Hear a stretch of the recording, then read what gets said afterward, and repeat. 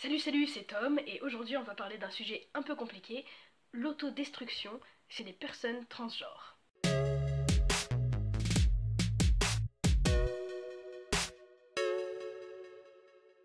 Alors, comment aborder ce sujet sereinement? Forcément, je vais partir de moi. Personnellement, et comme malheureusement beaucoup de personnes transgenres, je suis passée par des étapes très compliquées avec mon corps. Anorexie, boulimie, scarification, tentative de suicide, excès en tout genre, alcool, drogue, et pas forcément dans des cadres festifs. Ça fait rêver tout ça, n'est-ce pas? Je vais pas rentrer plus dans les détails pour ces trucs très personnels. Après, n'hésitez pas à me contacter en message privé si vous souhaitez en parler directement avec moi. Je vais plus parler de manière générale. C'est un fait, malheureusement, les personnes transgenres sont plus amenées à s'autodétruire. Tout simplement pour une simple et bonne raison, c'est que c'est très difficile d'accepter son corps en tant que trans. Même pour une personne cisgenre, c'est très compliqué d'accepter son corps, et donc pour une personne transgenre, c'est encore plus difficile. D'ailleurs, en parlant de ça, c'est un conseil que j'aimerais donner aux trans. En tout cas, moi, c'est un conseil que j'aurais bien aimé recevoir. Quand j'ai pris la décision de enfin le dire à tout le monde, parce que évidemment, comme beaucoup d'autres, moi ça fait longtemps que je le sais, mais j'ai mis du temps à l'assumer. Et quand je l'ai assumé, je me suis un peu dit, ok c'est bon, j'assume, voilà, de toute façon tu acceptes ou tu refuses, mais tant pis quoi, moi c'est ma décision est prise, et voilà, il n'y a pas le choix. Ce qui est en fait un peu compliqué à entendre pour certains proches. Moi ils se disent, merde, moi j'apprends ça, comme si la décision tu venais de la prendre et que tout est déjà pris quoi. Du coup ça a été un peu compliqué à entendre, spécialement pour ma mère. Moi personnellement c'est ma mère qui a plus de mal à accepter. Elle a vraiment eu le sentiment que déjà tout allait beaucoup trop vite. Je parle un peu beaucoup et je fais beaucoup de digressions, mais j'en viens au point. Le conseil que j'aimerais donner, c'est ne pas hésiter à exprimer à vos proches la souffrance que c'est. C'est pas un caprice de dire genre hey, voilà, je vais changer de sexe parce que c'est fun et parce que je le peux. Non.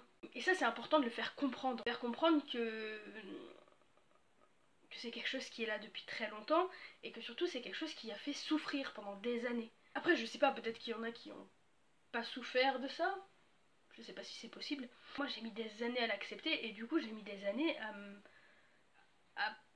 à comprendre que en fait ce corps-là n'était pas le mien. Enfin, je l'ai compris très vite, mais j'ai mis longtemps à l'assumer.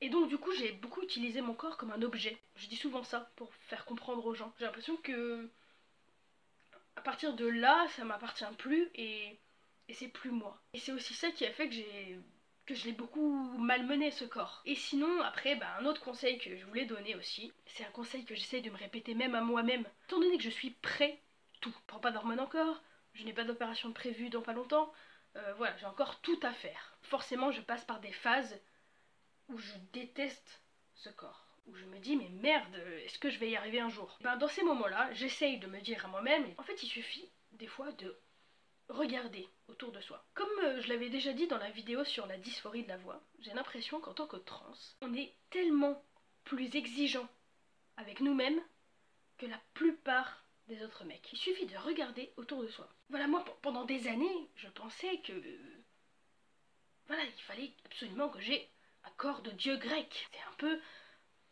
une espèce d'objectif énorme et je me disais putain, si j'ai pas ce corps là, jamais je pourrais être considérée comme un vrai mec. Regardez autour de vous.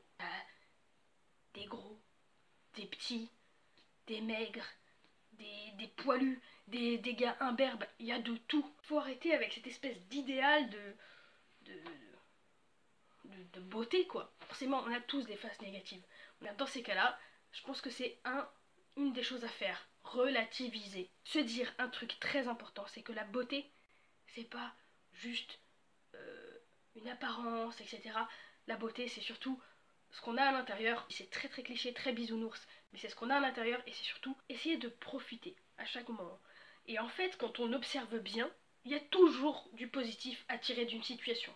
Parfois c'est très compliqué à voir, on se dit putain je suis dans une merde absolue, et il faut essayer de le vivre comme une étape, comme un défi de la vie. Et j'ai l'impression de faire une vidéo d'épanouissement personnel, genre battez-vous, soyez heureux. Bref, je suis partie un peu dans tous les sens pour faire cette vidéo. Déjà parce que j'ai eu plein de problèmes de bugs, je sais pas du tout si au final j'ai vraiment bien répondu au thème de la semaine. La vie, c'est comme ça, il y a des moments où c'est bien, des moments où c'est pas bien.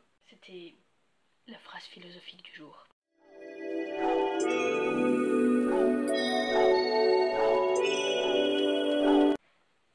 J'ai vraiment l'impression de dire des banalités de merde. Prenez soin de vous, c'est le plus important. Prenez soin des gens autour de vous, soyez heureux. Et au pire, dans les moments négatifs, commandez une pizza et regardez Netflix. C'est toujours cool. Ciao.